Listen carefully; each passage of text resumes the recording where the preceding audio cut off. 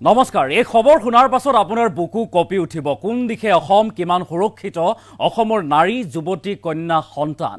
এক দলবদ্ধ ধৰ্ষণ কাণ্ড পোহৰলৈ আহিছে। শিলচৰত ৰাজ্য জোকাৰি যোৱা ভয়ংকৰ ঘটনা সংঘটিত হৈছে। হ'বলগীয়া স্বামীৰ চকুৰ সন্মুখতেই যুৱতীক দলবদ্ধ ধৰ্ষণ কৰিছে 7টাকৈ পাখণ্ডই। যুৱতীৰে সংঘটিত কৰা এই জঘন্য কাণ্ডক লৈ এতিয়া চাঞ্চল্যই বিৰাজ কৰিছে। ঘটনাৰে জড়িত থকাৰ অভিযোগত নীলোৎপল দাস নামৰ এটা লম্পটক ইতিমধ্যে গ্ৰেপ্তাৰ কৰিছে আৰক্ষীয়ে। কিন্তু প্ৰশ্ন উত্থাপন হৈছে, এনেদৰে দিন দুপৰতেই বা নিশাৰ ভাগত এনেধৰণৰ ঘটনা সঘনে সংঘটিত হ'বলৈ লৈছে। তাৰ পাছতে এতিয়া প্ৰশ্ন উত্থাপন হৈছে, কিমান সুৰক্ষিত অসমৰ নাৰী, যুৱতী বা কন্যা, সন্তান। আমি সবিস্তাৰে খবৰটোৰ A to Z তথ্য লৈ অহাৰ চেষ্টা কৰিম। এটা ডাঙৰ খবৰ, ভয়ংকৰ ঘটনা, গাৰ নোম শিয়ৰি উঠা এক ঘটনা। শিলচৰত ৰাজ্য জোকাৰি যোৱা ভয়ংকৰ ঘটনা সংঘটিত হৈছে। হ'বলগীয়া স্বামীৰ চকুৰ সন্মুখতেই যুৱতীক দলবদ্ধ ধৰ্ষণ কৰা হৈছে। হ'বলগীয়া স্বামীৰ চকুৰ সন্মুখতেই এগৰাকী যুৱতীক দলবদ্ধ ধৰ্ষণ কৰিছে 7টাকৈ পাখণ্ডই। 7টাকৈ পাখণ্ডই যুৱতীৰে এনে অপকৰ্ম কৰিছে। ঘটনাৰে জড়িত নীলোৎপল দাস নামৰ এটা লম্পটক গ্ৰেপ্তাৰ কৰিছে। আৰু ভুক্তভোগী যুৱতীগৰাকীয়ে গোচৰ তৰিছে আৰক্ষী চকীত। বৃহস্পতিবাৰে নিশা শিলচৰ চেংকুৰি বাইপাছত ঘটে এই লোমহৰ্ষক বা শিহৰণকাৰী ঘটনা। হ'বলগীয়া স্বামীৰ সৈতে ফুৰিবলৈ যোৱা যুৱতীক টাৰ্গেট কৰি লয় গেংটোৱে। এখন থাৰ বাহনত আহে সেই গেংটো, দুষ্কৃতিকাৰী দলটো। এখন থাৰ বাহনত অহা 7জনীয়া দুষ্কৃতিকাৰী দলে পাশবিক নিৰ্যাতন চলায় যুৱতীগৰাকীৰ ওপৰত। চোকা অস্ত্ৰৰে ভাবি স্বামীক টানি আজুৰি নি আবদ্ধ কৰে দলটোৱে।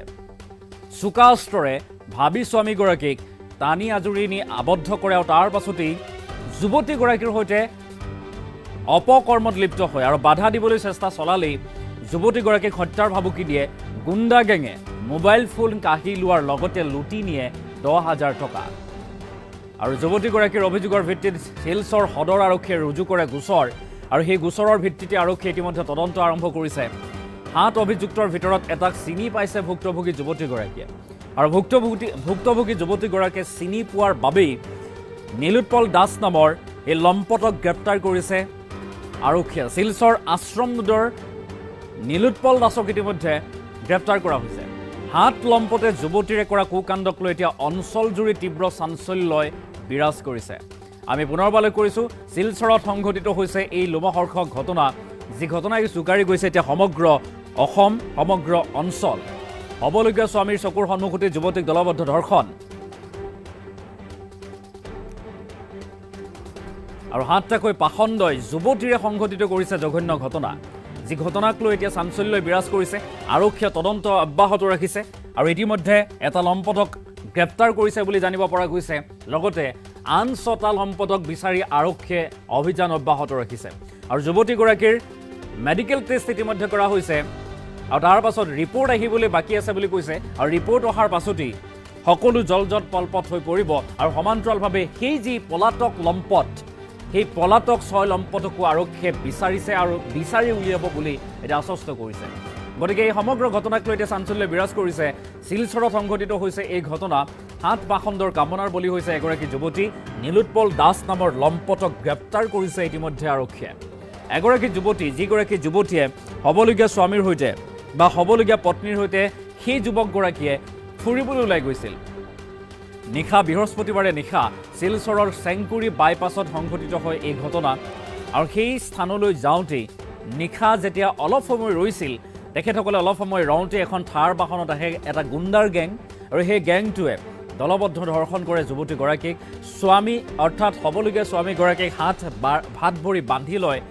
চকুৰ সন্মুখতেই হ'বলগীয়া পত্নীক এনেদৰে 7 পাখণ্ডই বা লম্পটে অপকৰ্ম সংঘটিত কৰে। এই সন্দৰ্ভত আৰক্ষীৰ মন্তব্য আহি পৰিছে। আৰক্ষীয়ে কেনেদৰে তদন্ত অব্যাহত ৰাখিছে, কি কৈছে আৰক্ষীয়ে, আমি সেই মন্তব্য শুনাব বিচাৰিছোঁ।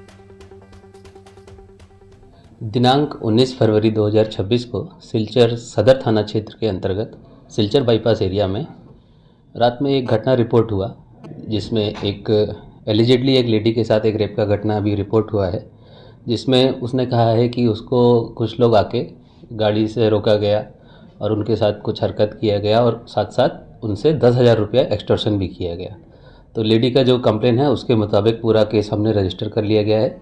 सिलचर थाना में ये केस रजिस्टर कर लिया गया है। केस नंबर है 177/2026 under section 308 subsection 5, 310 subsection 2, 351 subsection 2, 61 subsection 2, 70 subsection 1, section 76, section 79 under BNS। ठीक, और इसके अंदर जितने भी एक्यूज्ड हैं उसमें से एक एक्यूज्ड अभी गिरफ्तार कर लिया गया है, वो पुलिस की हिरासत में है।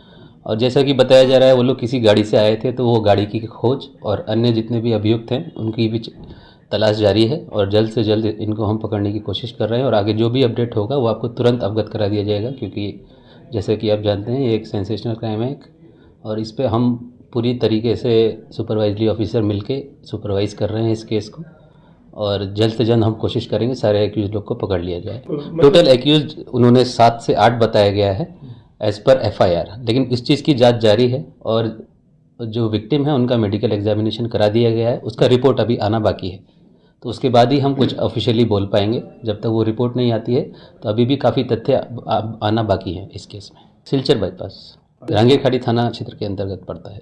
जिसको अरेस्ट किया गया है उसका नाम है नीलोत्पल दास। ये आश्रम रोड सिलचर सदर थाना के अंतर्गत ही रहने वाला है। दिनांक 19 फरवरी 2026 को सिलचर सदर थाना क्षेत्र के अंतर्गत सिलचर बाईपास एरिया में रात में एक घटना रिपोर्ट हुआ, जिसमें एक एलिजिडली एक लेडी के साथ एक रेप का घटना अभी रिपोर्ट हुआ है, जिसमें उसने कहा है कि उसको कुछ लोग आके गाड़ी से रोका गया और उनके साथ कुछ हरकत किया गया और साथ साथ उनसे 10,000 रुपया एक्सटॉर्शन भी किया गया। तो लेडी का जो कंप्लेन है उसके मुताबिक पूरा केस हमने रजिस्टर कर लिया गया है। सिलचर थाना में ये केस रजिस्टर कर लिया गया है। केस नंबर है 177/2026 under section 308 subsection 5, 310 subsection 2, 351 subsection 2, 61 subsection 2, 70 subsection 1, section 76, section 79 under BNS। ठीक, और इसके अंदर जितने भी एक्यूज्ड हैं उसमें से एक एक्यूज्ड अभी गिरफ्तार कर लिया गया है, वो पुलिस की हिरासत में है। और जैसा कि बताया जा रहा है वो लोग किसी गाड़ी से आए थे, तो वो गाड़ी की खोज और अन्य जितने भी अभियुक्त हैं उनकी भी तलाश जारी है और जल्द से जल्द इनको हम पकड़ने की कोशिश कर रहे हैं। और आगे जो भी अपडेट होगा वो आपको तुरंत अवगत करा दिया जाएगा, क्योंकि जैसे कि आप जानते हैं ये एक सेंसेशनल क्राइम है और इस पर हम पूरी तरीके से सुपरवाइजरी ऑफिसर मिलके सुपरवाइज कर रहे हैं इस केस को, और जल्द से जल्द हम कोशिश करेंगे सारे एक्यूज लोग को पकड़ लिया जाए। टोटल एक्यूज उन्होंने 7 से 8 बताया गया है एज पर FIR, लेकिन इस चीज़ की जांच जारी है और जो विक्टिम है उनका मेडिकल एग्जामिनेशन करा दिया गया है, उसका रिपोर्ट अभी आना बाकी है, तो उसके बाद ही हम कुछ ऑफिशियली बोल पाएंगे। जब तक वो रिपोर्ट नहीं आती है तो अभी भी काफ़ी तथ्य आना बाकी है इस केस में। सिलचर बाईपास रांगेखाड़ी थाना क्षेत्र के अंतर्गत पड़ता है। जिसको अरेस्ट किया गया है उसका नाम है नीलोत्पल दास। ये आश्रम रोड सिलचर सदर थाना के अंतर्गत ही रहने वाला है।